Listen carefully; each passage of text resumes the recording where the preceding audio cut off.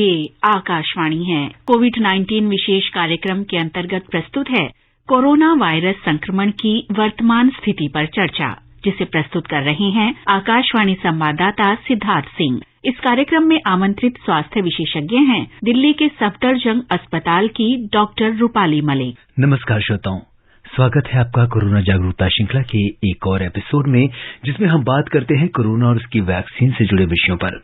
इस समय हमारे देश में कोविड के मामलों में कमी जरूर आ रही है, लेकिन खतरा अभी टला नहीं है। देश में पिछले 24 घंटे में 58,000 से अधिक कोविड रोगियों की पुष्टि हुई है, इसलिए हमें बहुत ही सतर्क और जागरूक रहना है। भारत में चल रहे विश्व के सबसे बड़े कोविड टीकाकरण अभियान के अंतर्गत 171 करोड़ 79 लाख से अधिक वैक्सीन लगाई जा चुकी है, जो अपने आप में एक रिकॉर्ड है। जहां एक और 15 से 18 वर्ष के किशोर बढ़ चढ़कर टीकाकरण कार्यक्रम में हिस्सा ले रहे हैं, वहीं देश में स्वास्थ्यकर्मी, फ्रंटलाइन वॉरियर्स और गंभीर बीमारी से पीड़ित 60 वर्ष से अधिक के वरिष्ठ नागरिकों को प्रिकॉशनरी डोज भी दी जा रही है। आइए कार्यक्रम की शुरुआत करते हैं टीकाकरण के इस संदेश से।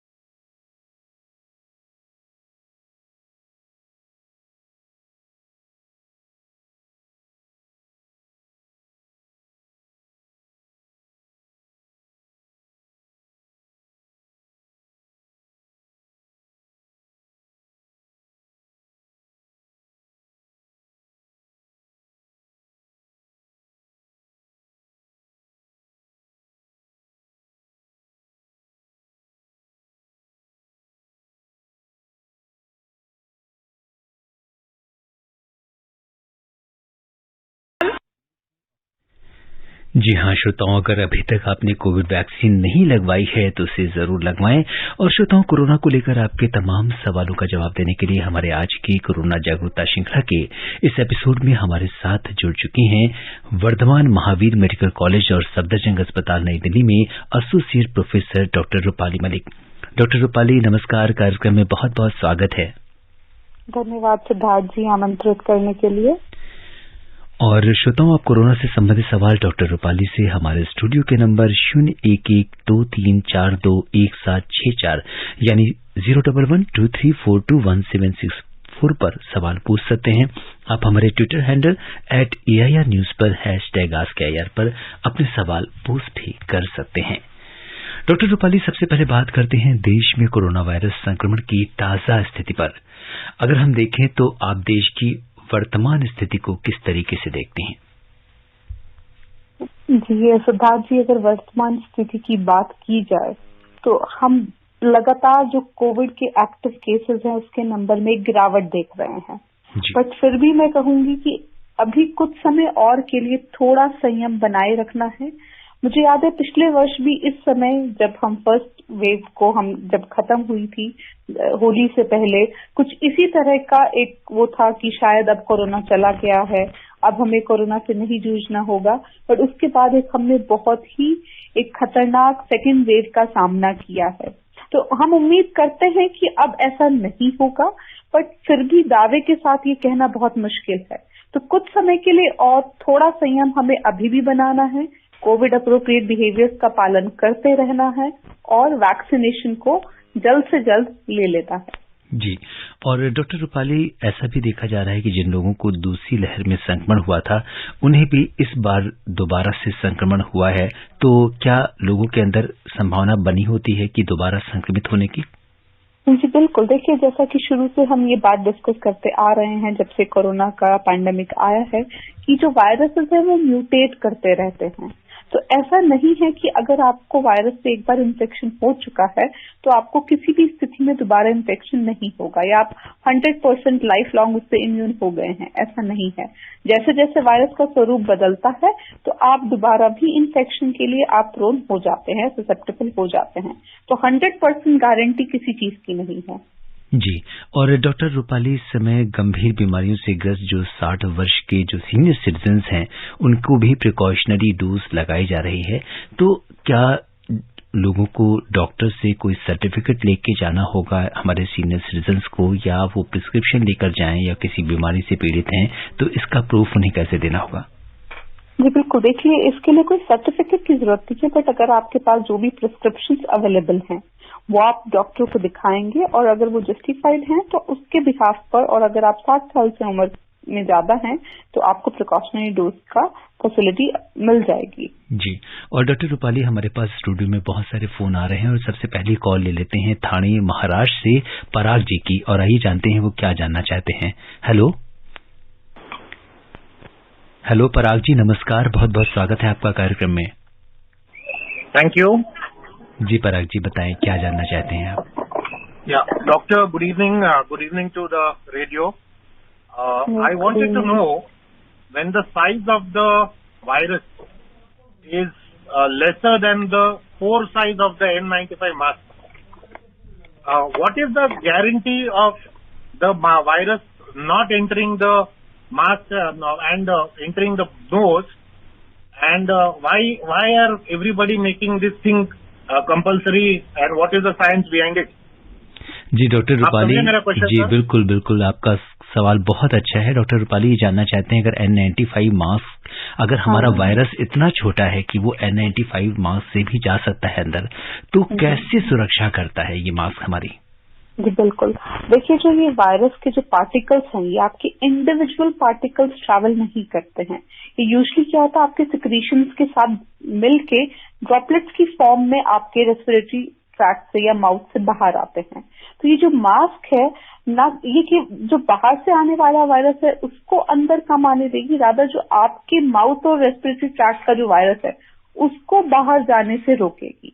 तो अगर कोई भी इन्फेक्टेड व्यक्ति आपके कॉन्टैक्ट में आता है और उसने ऑलरेडी ये मास्क पहना है, तो चांसेस कम है कि उसके वायरस के पार्टिकल्स बाहर आएंगे। ये बिल्कुल आपने ठीक कहा कि अगर पोर्स में अगर वायरस जो है पोर्स से भी छोटा है तो how will this mask help us, but ये केवल एंट्री को प्रिवेंट नहीं कर रहा, ये एग्जिट को भी प्रिवेंट कर रहा है। तो अगर जो लोग इन्फेक्टेड हैं, कम से कम उनके जो वायरसेस हैं वो एक सर्कुलेशन में नहीं आएंगे, तो वो चीज ज्यादा हेल्पफुल है।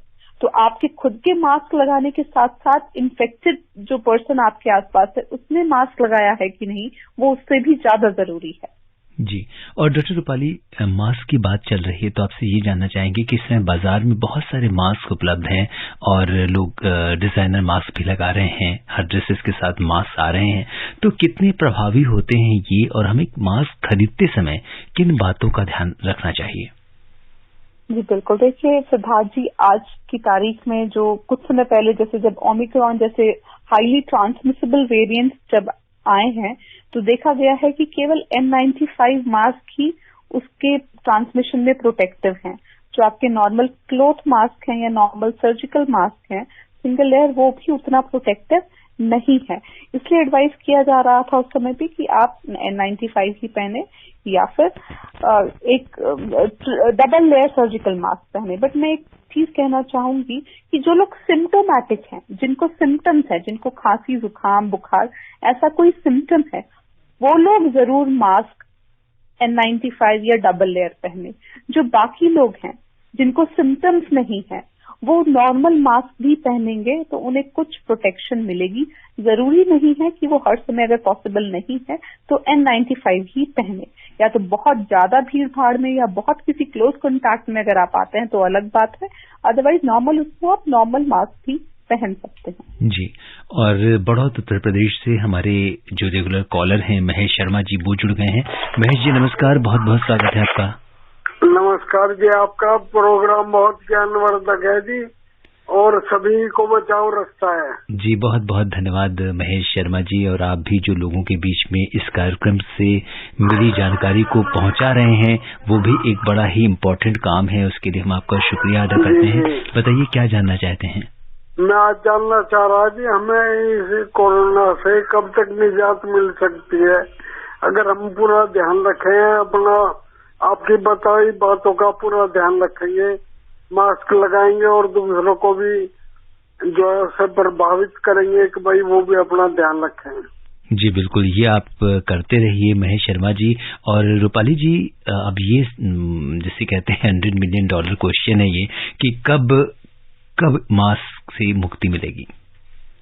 जी बिल्कुल, देखिए मुझे लगता है धीरे धीरे करके ही हम लोग एक नॉर्मलाइजेशन की स्थिति की तरफ पहुंचेंगे। अभी कुछ समय, अभी मुझे लगता है जो थोड़ा ये फरवरी तक का जो महीना है, ये वैसे भी थोड़ा एक रेस्पिरेटरी इलनेसेस, जो रेस्पिरेटरी वायरसेस जो नॉर्मल समय भी है में भी हम जो देखते थे, एक उनके ट्रांसमिशन का एक समय होता है।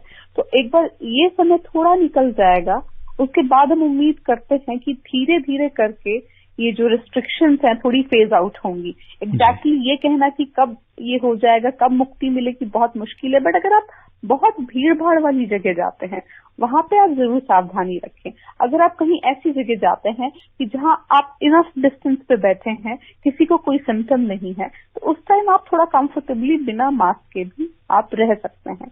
मैं बिल्कुल समझती हूँ कि मास्क हर समय लगाए रखना एक नॉर्मल चीज नहीं है, एक नॉर्मल हम लोग की ना फितरत है और ना मुझे लगता है एक फिजियोलॉजिकल चीज भी नहीं है कि हम हर समय मास्क के थ्रू ही सांस लें।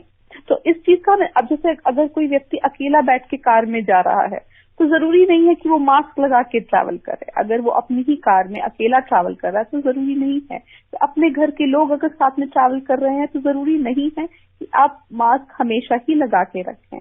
अगर आप कहीं बाहर निकलते हैं बहुत भीड़ भाड़ में, तब आपको जरूर इन प्रिकॉशंस का खास तौर पे ध्यान रखना है। जी, और दोबारा महाराष्ट्र का रुख करते हैं। थाने से गुरुनाथ जी जुड़ गए हैं। गुरुनाथ जी नमस्कार, बहुत बहुत स्वागत है आपका कार्यक्रम में।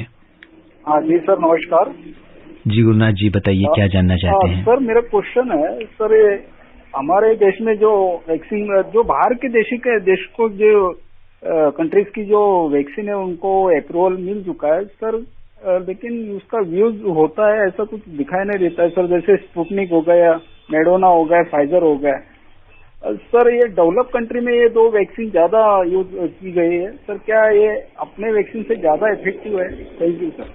जी, डॉक्टर रूपाली जानना चाहते हैं कि बहुत सारी वैक्सीन्स को अप्रूवल, इमरजेंसी अप्रूवल मिला हुआ है।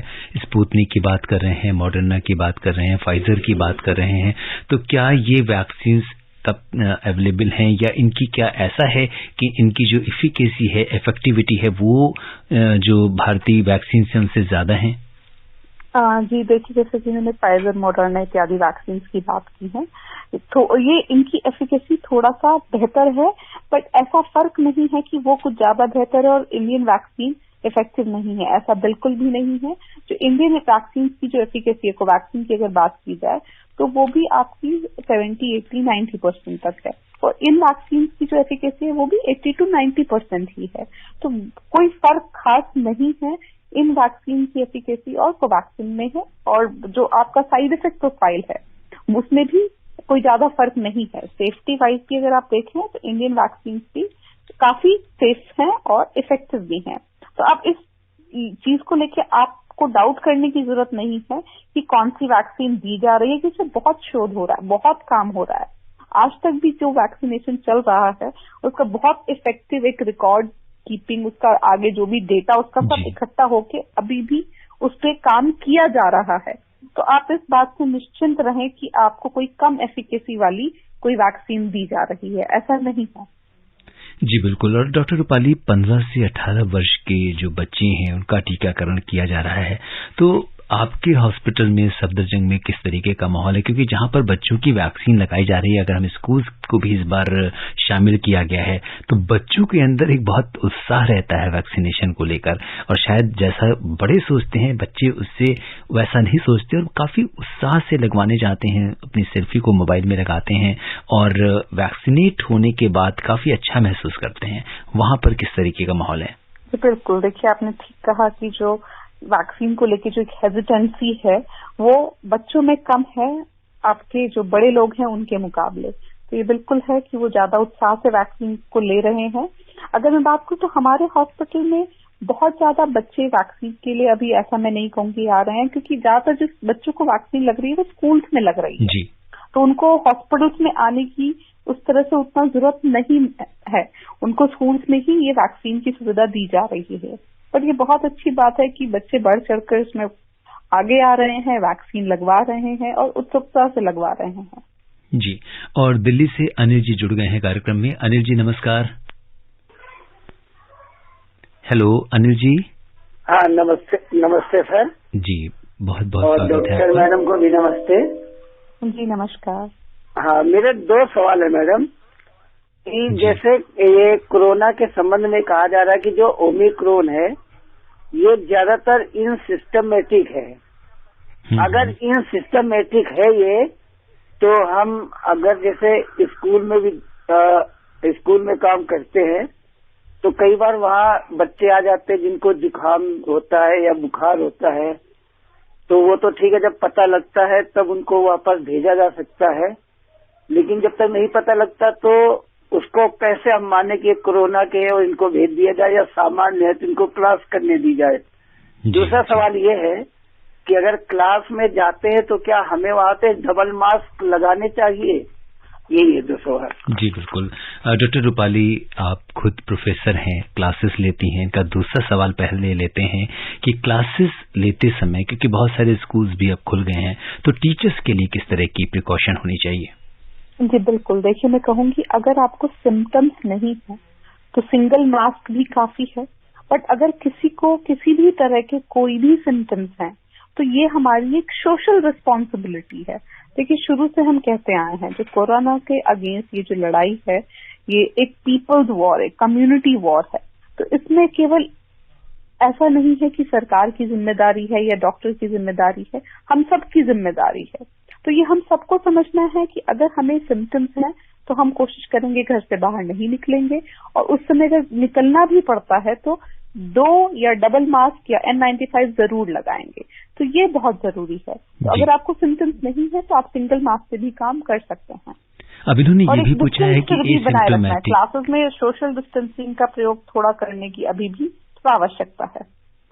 डॉक्टर रूपाली, इन्होंने ये भी जानना चाहा है कि जो एसिम्प्टोमेटिक पेशेंट्स हैं, हम कैसे पहचान करें कि इन्हें मतलब ये कैरियर है कोविड के, तो इसके लिए क्या कुछ हो सकता है? ये पहचान करना तो बहुत ही मुश्किल है कि अगर कोई एसिम्प्टोमेटिक है तो, क्योंकि या तो उनका टेस्ट किया जाए, है ना, बट अगर सिम्टम्स नहीं है तो आप रूटीन में हर समय हर किसी का टेस्ट नहीं कर सकते हैं।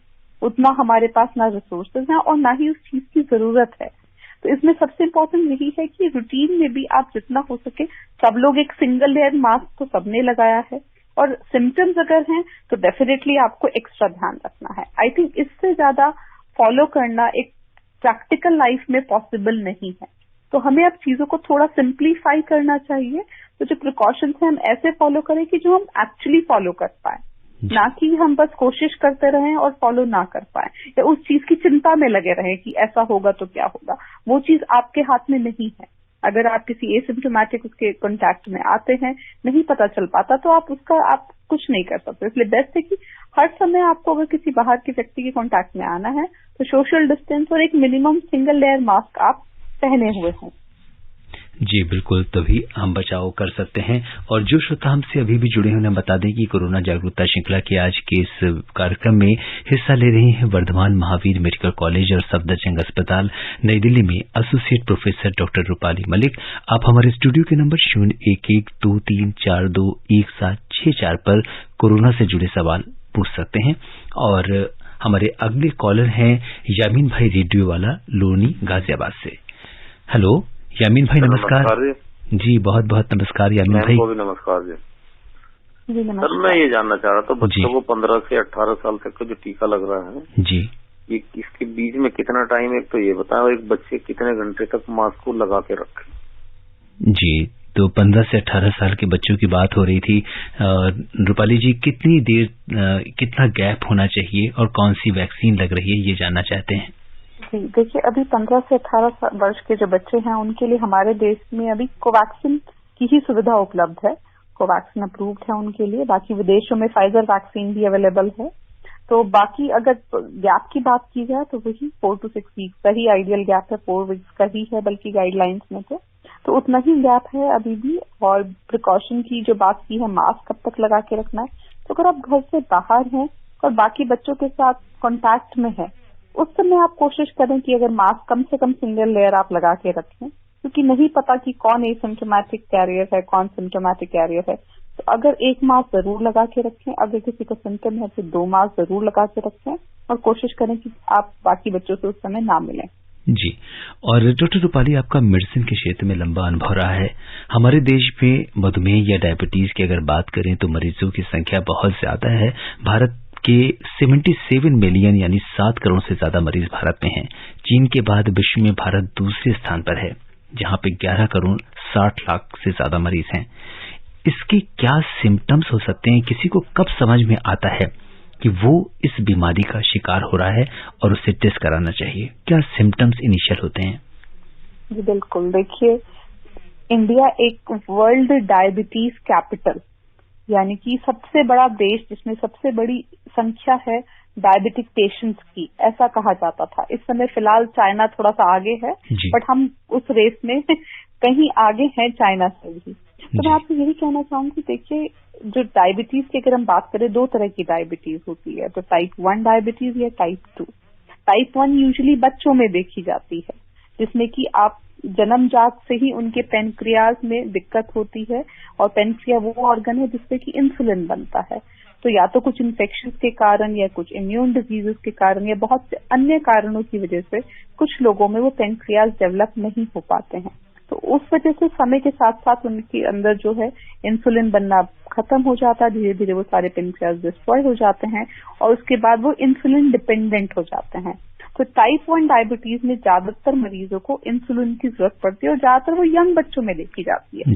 यूजुअली 10 साल की उम्र तक ज्यादातर बच्चों को टाइप 1 डायबिटीज अगर है तो उनको डायग्नोज हो जाता है, और उसके बाद वो लाइफ लॉन्ग वो इंसुलिन पर ही डिपेंडेंट रहते हैं ज्यादातर। उसके बाद जो दूसरी तरफ बात की जाए, जो बड़ी उम्र के लोगों में जो देखी जाती है यानी कि टाइप 2 डायबिटीज, जो कि हमारे देश में अधिकतर देखी जाती है, वो ज्यादा अगर हम बात करें तो वो उस तरह के लोगों में देखी जाती है जिसमें ऑलरेडी कोई फैमिली हिस्ट्री है डायबिटीज की, या फिर वो कुछ मोटापे से ग्रस्त है। ओबेसिटी, मेटाबॉलिक सिंड्रोम, ये एक बहुत इंपॉर्टेंट फैक्टर है डायबिटीज कॉज करने के लिए। इसकी वजह से इंसुलिन रेजिस्टेंस होता है और आप डायबिटिक हो जाते हो। तो ये मोटापा होना, एक्सरसाइज ना कर पाना, स्मोकिंग करना, ये सभी इस तरह के फैक्टर्स हैं जो कि हमारा डायबिटीज के डेवलपमेंट को आप इनिशिएट करते हैं। तो कुछ ये चीजें हुई, ये तो कारण हुआ आपका डायबिटीज टाइप 2 डायबिटीज होने का। बट एक और भी चीज है कि जो इंडियंस हैं वो कुछ जेनेटिकली प्रीडिस्पोज्ड हैं। इवन अगर हम में मोटापा नहीं है, उसके बावजूद भी इंडियंस में टाइप 2 डायबिटीज ज्यादा देखी गई है। इससे कि अगर हम कंपेयर करें कि अमेरिका में या यूके में, वहां पे अधिकतर ओबीस लोगों को ही डायबिटीज देखी जाती है, बट यहाँ पतले दुबले लोगों में भी टाइप 2 डायबिटीज देखी जाती है, क्योंकि हम लोग थोड़ा जेनेटिकली प्रोन हैं। और अगर इनके हम कॉमन सिम्टम्स की बात करें तो शायद आपने सुना भी होगा पॉलीयूरिया, पॉलीडिप्सिया। तो इसमें क्या होता है, बहुत प्यास लगती है पेशेंट्स को, बहुत यूरिन ज्यादा आता है, बहुत भूख लगती है, पॉलीफेजिया। तो ये 3 क्लासिकल सिम्टम्स हम बोलते हैं टाइप 2 डायबिटीज के। जी बिल्कुल। डॉक्टर रूपाली, अगर किसी को इस तरह के सिम्टम्स हैं तो अपनी जांच जरूर करानी चाहिए, क्योंकि कई बार डायबिटीज को हम साइलेंट किलर भी कहते हैं, क्योंकि पता नहीं लगता है। और इस बीच हमारे कॉलर और हैं, उनकी कॉल ले लेते हैं। धर्मवीर जी गांधीनगर दिल्ली से बोल रहे हैं। हेलो धर्मवीर जी, नमस्कार। हेलो, अभी धर्मवीर जी से, हेलो धर्मवीर जी, आवाज आ रही है? हेलो, नमस्कार जी। जी नमस्कार। नमस्कार, नमस्कार। मैं धर्मवीर गांधीनगर दिल्ली से बोल रहा हूँ। जी बताएं। डॉक्टर साहब नमस्कार। हाँ जी डॉक्टर साहब, जैसे कि आपने बताया डायबिटीज के पेशेंट सबसे ज्यादा है हमारे देश में, तो डायबिटीज वालों को हमने ये देखा है एक्सरसाइज करें तो ठीक है, और एक्सरसाइज ना करें तो इनमें कुछ बताते हैं कि आप इसकी एक्सरसाइज जरूरी होनी चाहिए डायबिटीज पेशेंट को। और डायबिटीज अगर किसी को मालूम नहीं है डॉक्टर साहब, तो उनके कोई भी अगर चोट लगती है, कहीं भी अगर उंगली पक जाती है, तो वो ठीक जल्दी से नहीं होती। सबसे पहले ये लक्षण यही हमें महसूस हुआ है, समझ में आया कि डायबिटीज वालों के जख्म जल्दी ठीक नहीं होते। अच्छा, मेरा कोरोना का सवाल ये है डॉक्टर साहब, कोरोना जो है ये अभी नहीं हमने नाम सुना डॉक्टर साहब, इसका काफी सालों से नाम सुनते आ रहे हैं। डॉग के अंदर भी एक बीमारी होती है कोरोना, तो हमारे पास एक डॉग है, हम उसका इंजेक्शन हर साल लगवाते हैं। तो ये कोरोना और उस कोरोना में क्या दोनों मित्र बन जाएं तो कितने ये घातक हो सकते हैं। जी धर्मवीर जी धन्यवाद। डॉक्टर रूपाली, क्या इसकी जीनोसिस हो सकती है, जानवरों से इंसानों में ट्रांसमिट हो सकता है, और क्या ऐसा लक्षण जानवरों में भी देखा गया है? जैसे कि इन्होंने पेट की बात करी, कुत्तों में भी ऐसा हो सकता है? देखिए, ये शुरू से ही एक जब कोरोना वायरस की बीमारी की बात शुरू हुई, देखिए कोरोना वायरस जैसे कह रहे थे, कोरोना वायरस कोई नई बीमारी नहीं है।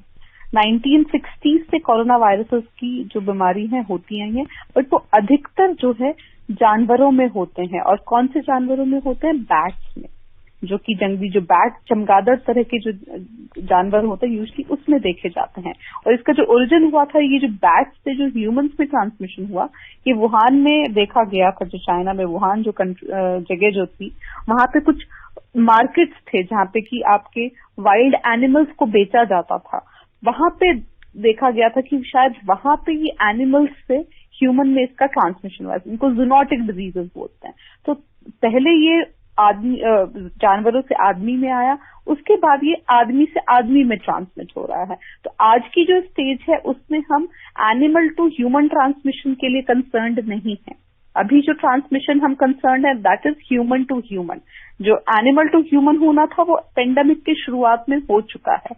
और जो ये एनिमल्स की बात कर रहे हैं, डॉग्स की, इनमें कुछ केस रिपोर्ट्स देखे गए थे, बट कुछ खास ऐसा एस्टैब्लिश नहीं है कि इन जो एनिमल्स में या पेट्स के द्वारा ये कोरोना वायरस का ट्रांसमिशन होता है।